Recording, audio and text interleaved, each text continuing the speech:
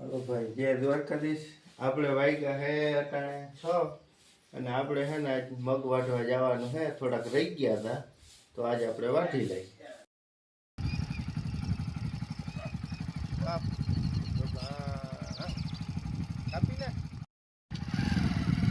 હાલો ભાઈ, આપણે છે ને વાડીએ પૂકી ગયા હે મગ વાઢવા.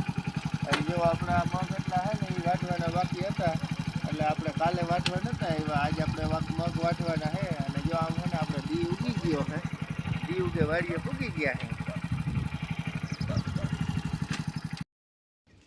મગ આપણે ભાઈ ચાલુ કરી દીધા છે વાઢવા ચાલુ.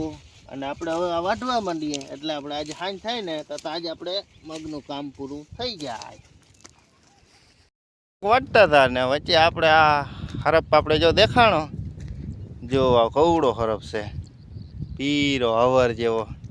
આપણે મગનું કામ કરતા હતા ને આ આડો હે ને અહીંયા આપણે ટીટોળીના ઈંડા હે. ટીટોળીના ઈંડા હવે ખાઈ ગયો હોય કે રહી ગયા હોય એ જો હશે સામે આપણે હરફ હે મોટો હાજો.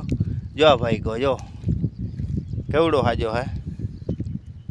અહીંયા હે ને આ બધા હરફ આવો અમારે આ જમીનની અંદર હરફ બધા આવા અને મોટા જ થાય. જો આવા આપણે પીરા હરફ છે, આ બીતાય નથી હો.